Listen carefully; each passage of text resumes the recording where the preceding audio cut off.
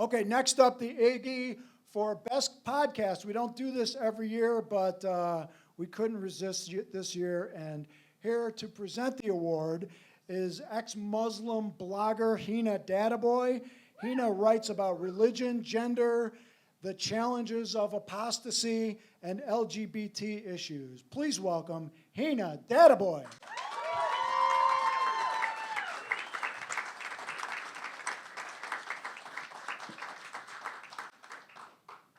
So seeing as I am presenting an award at a 10th anniversary, but this award is brand new, I thought it would be very appropriate for me to revisit a few firsts and lasts in my slightly infamous career at this point of being a Muslim who is no longer a Muslim, if you couldn't tell.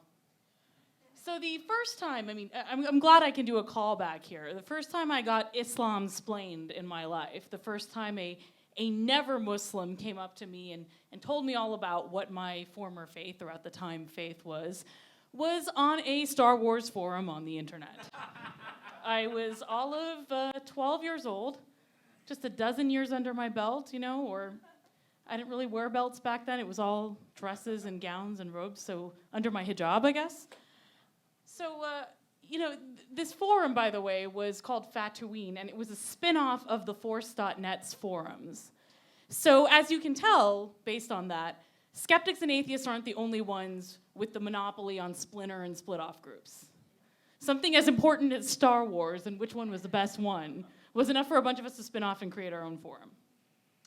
But, talking about Star Wars eventually gets boring, even when you have the whole infinite extended universe to talk about. So we would sit on there and talk about everything and anything. And post 9/11, Islam often came up. And I was told very sincerely in a private message that Islam didn't mean peace, even though I'd never claimed that, and that I was clearly secretly a terrorist even if I didn't know it. Okay. I responded saying, I'm pretty sure that's not true. I'm fairly sure there isn't some secret activation code that you can recite to make the Winter Soldier come out, and suddenly, I'm going apeshit on everyone. But, that was the first time that someone explained Islam to me. But it wasn't the last. Wearing a headscarf was a magnet or a flag for these people. And after I took my headscarf off, I remember thinking, I can get away with more now. I'm stealth now. No one's going to tell me anything. Of course, wrong again. And that brings me to the last that I want to reference here. The last time I was actually on this very stage, I was here speaking for Atheists United's event about Islam, and a person came up to the stage and asked the question, what did I think of Islam's spread in Asia? And I said, which part of Asia? And she came back up and said, Asia. Okay. That's one of those things that's tough for me to answer because the answer is always nuance. The answer is always multiple things. The answer is always, which country are you talking about? Which region in which country, especially if it's China. China's big, you guys. Huge, big, multiple cultures, multiple religions and languages, and you name it. So, there's a lot of firsts and lasts here on this stage for me in what I'm talking about. And I think that plays in pretty nicely with what's going on, especially since Oh No, Ross and Carrie was the first podcast I ever listened to. I'm not making that up. It's because I was curious about what people outside of all of these religions or ideals would think of going in and actually immersing themselves. Not, some girl who gets a tablecloth and wraps it around her head for a day and claims to know everything that Islam ever was about. But, people who actually immersing themselves. So enough of my rambles about my first and last, because I am here tonight to present an award for the promotion of science and reason within a podcast. I'm sure that you know that there are hundreds, if not millions, of skeptical podcasts. As my friend, the Christian pastor, yes, that happens when you're a philosophy major, as he says, for every one of you atheists, you must have at least a dozen websites. There's no other way this could be. But, so some of these things are great, and some of them are not so great. However, a lot of them, if not all of them, except for the one represented here, feature a lot of talking and very little doing. I might be guilty myself. Ross Blocher and Carrie Poppy, who formed a friendship while members of the IIG right here, decided to conduct detailed investigations into the questionable organizations of the world and report on them with humor and depth. And my favorite word, nuance. We go there so you don't have to is their motto. This is Oh No, Ross and Carrie.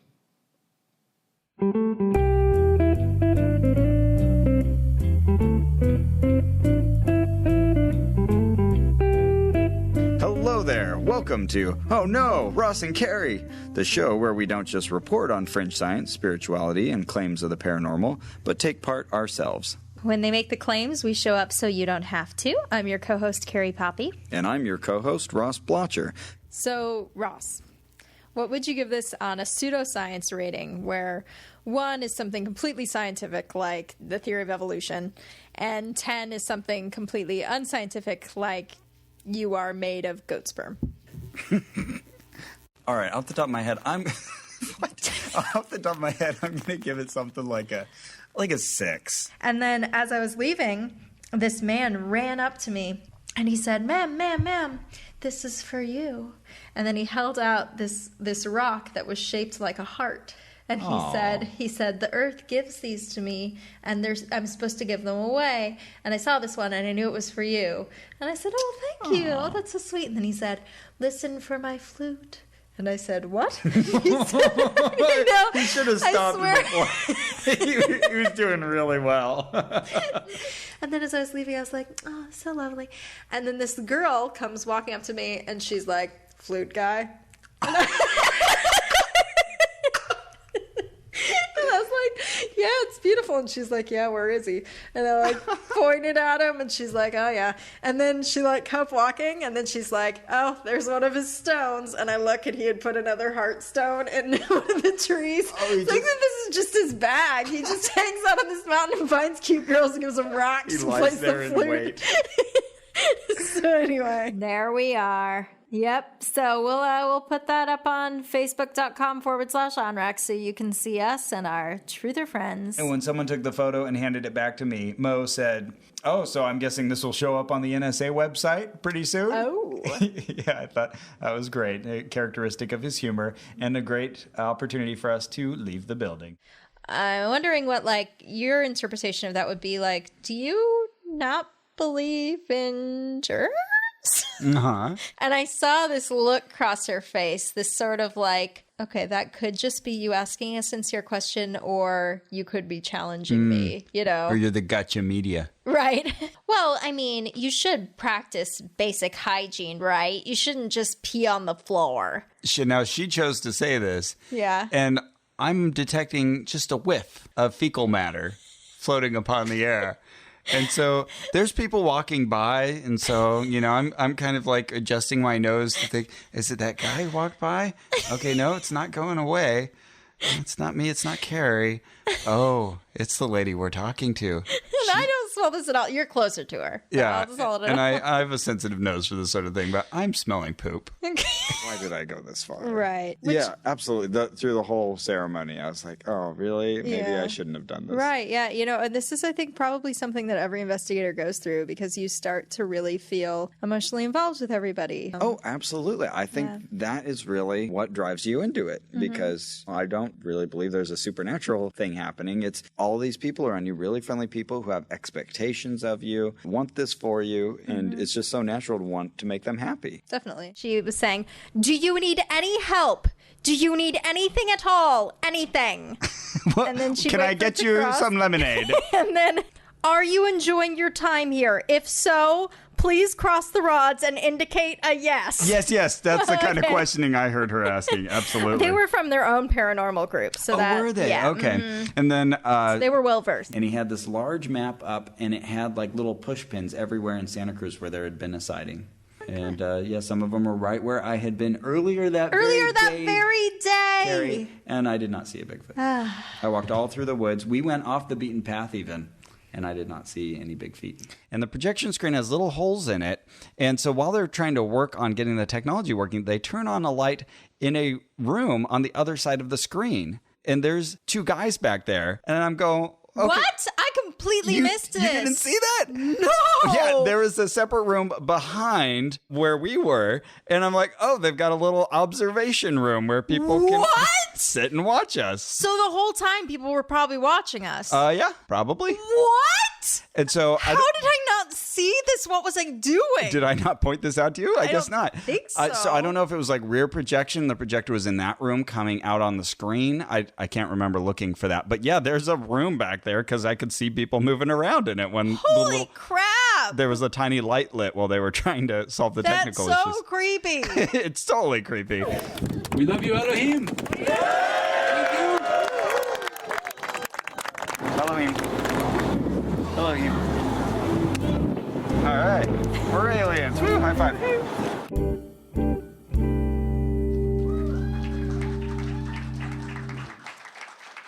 And now, here to accept the awards are Ross and Carrie themselves. Ross Blocher and Carrie Poppy.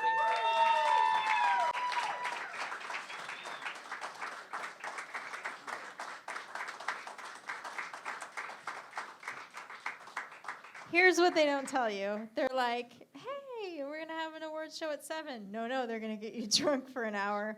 And then you're going to have to give a speech at 8. It's very different. I hear blowfish works to cure a hangover.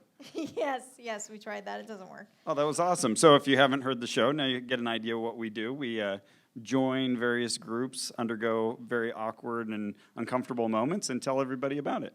Yeah, actually, can we get like a poll? I'm drunk enough to want a poll of who hasn't listened to Ross and Carrie. So we have like about half and half. Cool. So what we do is we join fringe groups, we investigate them, we ask them good questions, hopefully good questions, and then we come out and see, like, are the claims they're making supported by science and evidence? Yeah, and we go there, we make friends, we have fun, and we like to think it's equal parts comedy and information. So we're there to have a good time. We're not trying to talk anyone out of anything, but then we share what we learned. You get kind of that new initiate perspective. So we're incredibly honored to have this award. Ross has been a part of the IIG for years and years. How long have you been? 10 years, I believe. 10 years. Our show has only been on for 5 years. I was here for the first IIG Awards. And I met Ross upstairs. I just took my boyfriend upstairs and was like, this is where I met Ross. Like, it's a historic room. Where the magic happened at the book club. So I want to say I've written a speech. Do it. Ross hasn't written a speech because I'm kind of the brains of the operation. But thank you so much for this award. Merriam-Webster's dictionary defines skepticism as that which makes you insufferable at a party. And for 5 years, Ross and I have been trying to undo that definition. We've been trying with maybe questionable success to challenge that definition and instead to question things with open minds, and I think more importantly with open hearts. And the people we owe the most thanks to are our listeners. There are people who have been with this show since episode 1, which is amazing. I mean, episode 1, just the audio issues in episode 1 should make a person give up on our show. But also the believers. There are people who were believers in these groups who are as good of I can honestly say this, people who are as good of skeptics as people who spend their lives calling themselves skeptics, people who devote their careers to answering and asking questions. So I want to thank Elder Johnson. That's a Mormon missionary who is willing to sit there and talk to us about why he believes the things he believed and listen to our questions and really consider that he might be wrong. That's the core of critical thinking. Paul and Oscar, who are willing to talk out their Arthurian beliefs, even against critical questions.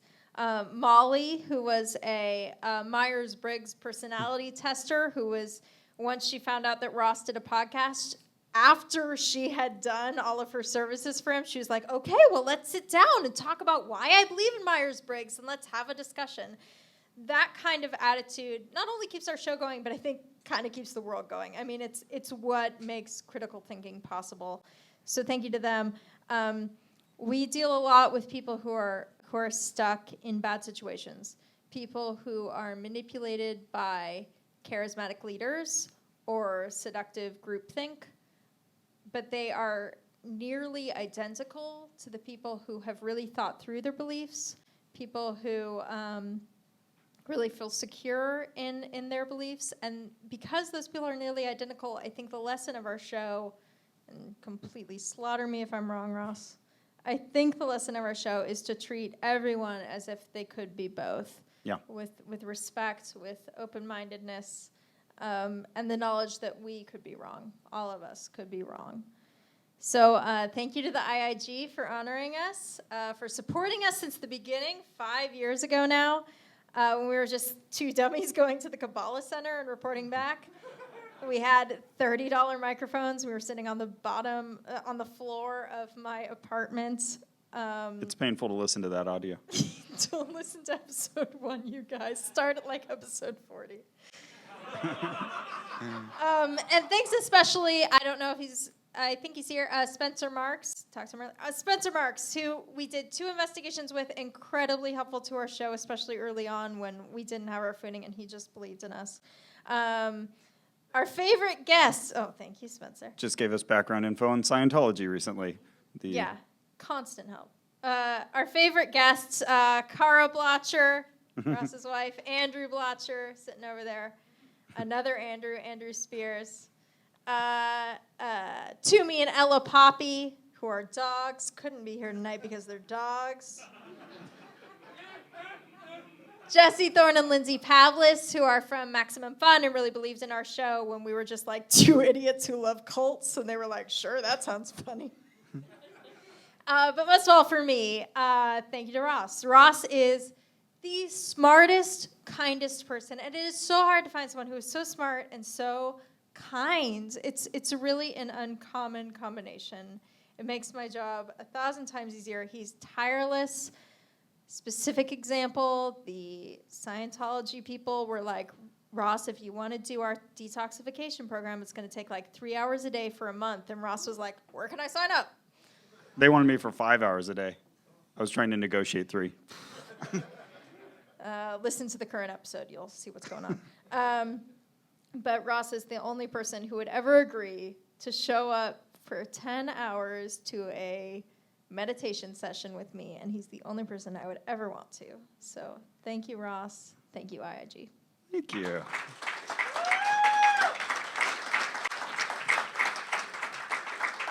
Well, right back at you. It's been an honor, and you are one of the funniest people, and we share so many odd traits in common that I think we didn't really plan a succession plan by naming our podcast "Oh No, Ross and Carrie," because if one of us dies or something at the hands of Scientologists, find other Rosses. Yeah, Are there any other Rosses here? Yeah, any Carrie substitutes. It just couldn't happen otherwise. We were the weirdos who wanted to go to the Kabbalah Center, and I'm so glad we share so many weird traits together, and that so many people enjoy listening to it. So thank you very much.